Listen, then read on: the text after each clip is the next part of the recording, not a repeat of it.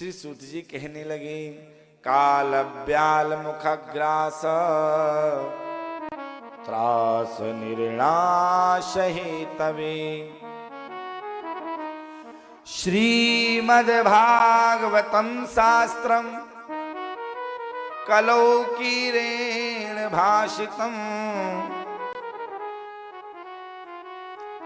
शौनक ऋषियों से श्री सूत जी महाराज कहने लगे कि संसार में काल रूपी सर्प से बचने का एकमात्र उपाय श्रीमद् भागवत को ही निमित्त मानना चाहिए।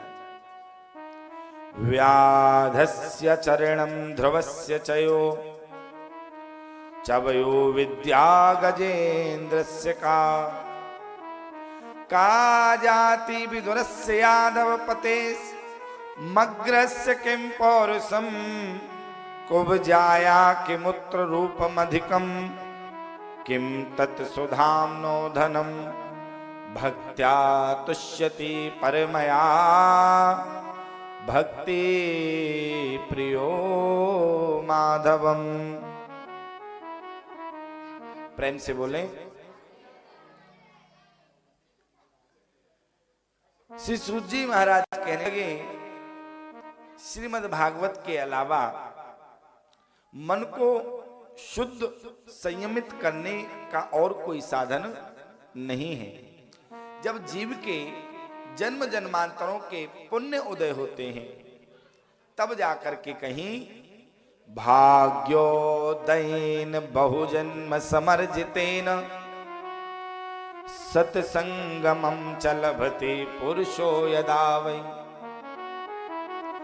अज्ञान हेतु कृतमो मदांधकारनाशं विदाय ही तदोदयते विवेकः। एक जन्म नहीं, जब अनेकानेक जन्मों के पुण्य उदय होते हैं तब जाकर के हमें श्रीमद् भागवत की कथा श्रवण करने को मिल पाती है। श्रीमद् भागवत कथा का दर्शन हो पाता है, संतों का दर्शन हो पाता है। तो आप और हम कौन हैं?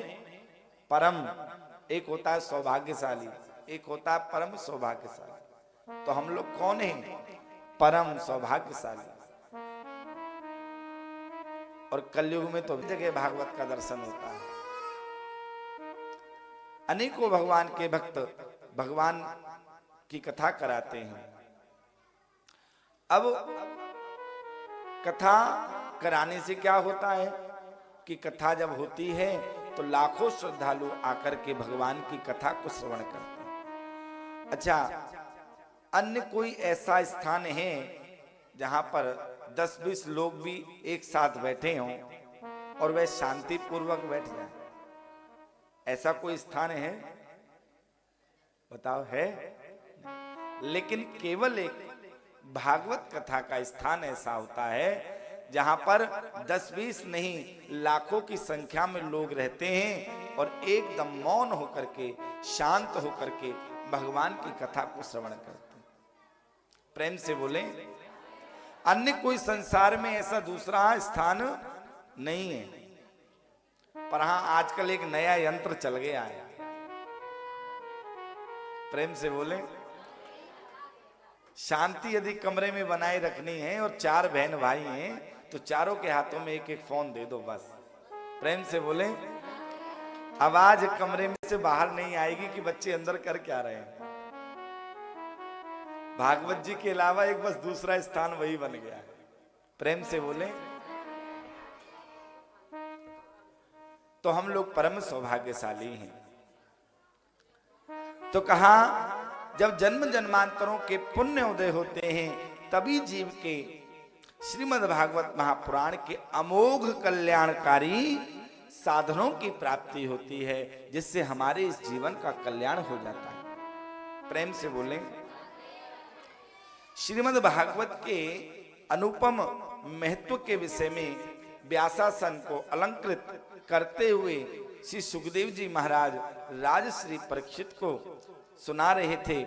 उसी समय जब देवताओं को पता लगा कि सुखदेव जी महाराज श्रीमद् भागवत की कथा राजा परीक्षित को सुनाने के लिए जा रहे हैं, क्यों? क्योंकि उनको 7 दिन में मरने का श्राप मिला। तो अपने अपने अमृत के कलश को लेकर के और वहां पर आ गए और बोले, सुधा कुंभम गृहीत्वैव देवास्तत्र समागमन।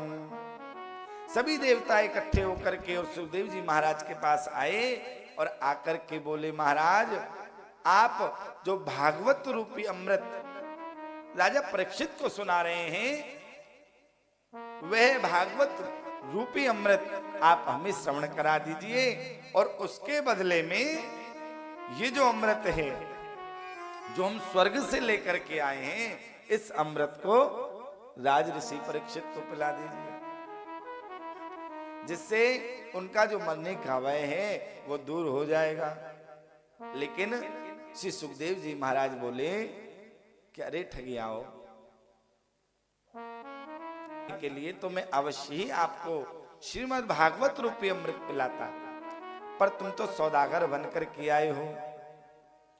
क्व स्वधा क्व कथा लोके क्व काचः क्व मणिर्महान।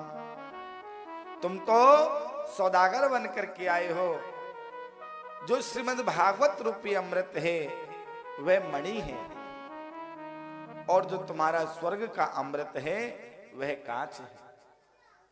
और समानता आदान प्रदान वहां पर होता है जहां पर तुम्हारी वस्तु और हमारी वस्तु समान है, तो आदान प्रदान हो जाता है कि भैया तुम ये रख लो, भैया हम ये रख लो।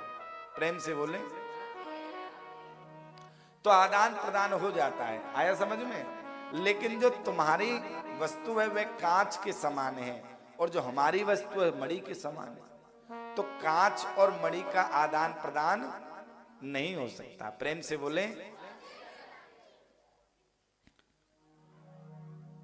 तो कहा, क्वा स्वधा क्वा कथा लोके क्वा काचा क्वा मणिर महान। इसलिए तुम्हारी और हमारी वस्तु का आदान प्रदान नहीं हो सकता।